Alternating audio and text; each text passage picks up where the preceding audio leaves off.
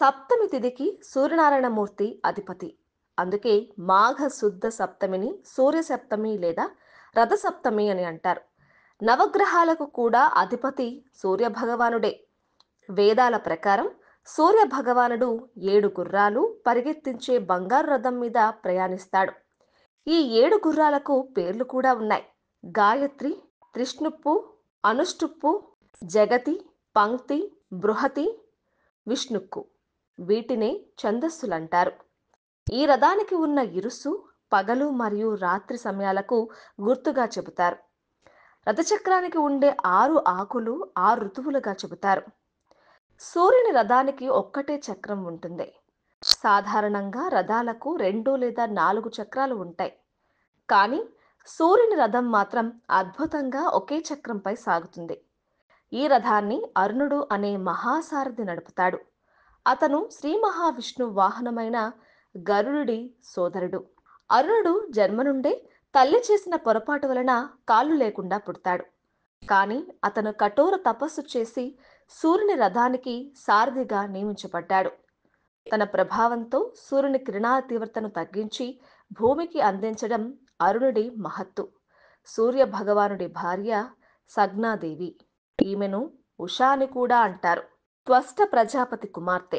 వీరికి 3 సంతానం. వైవస్వత మనువు, యమధర్మరాజు, యమునాదేవి. మానవుల పరిపాలన కారణంగా మానవ జాతి మానవులు అనబడింది. యముడు ధర్మదేవత కాగా యమున పవిత్ర నదిగా పూజించబడుతుంది. సూర్య భగవానుడి అమితమైన తేజస్సును భరించలేక సగ్నాదేవి తన ప్రతిరూపాన్ని సృష్టించి ఆమెకు ఛాయ అని పెట్టింది. తన భర్తను పిల్లలను సంరక్షించాలని ఛాయాదేవికి చెప్తూ ఎవరికీ ఇది రహస్యంగా ఉంచాలని కోరింది. సగ్నాదేవి తన తండ్రి ఇంటికి వెళ్ళింది. కానీ తండ్రి ఆమెను తిరిగి భర్త దగ్గరకు వెళ్ళమన్నాడు. భర్త వద్దకు వెళ్ళలేక ఆమె ఉత్తర కురుభూముల్లో ఆడగుర్రంగా మారిపోయింది. ఇక ఛాయాదేవి ఇంట్లో ఉన్నది సగ్నాదేవేనని భావించిన సూర్యభగవానుడు ఛాయాదేవితో కలిసి మరో 3 పిల్లలను పొందాడు.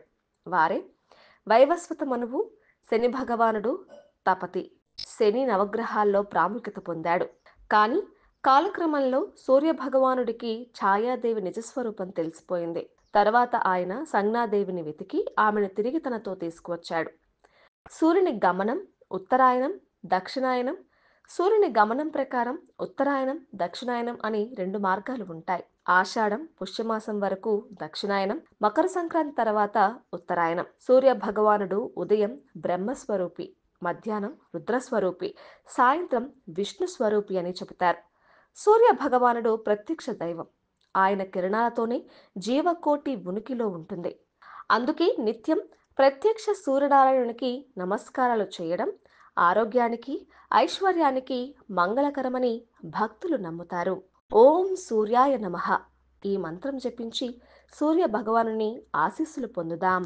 మరిన్ని అప్డేట్స్ కోసం మా కాయ్ టీవీని సబ్స్క్రైబ్ చేసుకోండి. మా వీడియో కనుక మీకు నచ్చినట్లయితే లైక్ చేయండి, షేర్ చేయండి. మీ విలువైన అభిప్రాయాలను కామెంట్ బాక్స్లో తెలియజేయండి.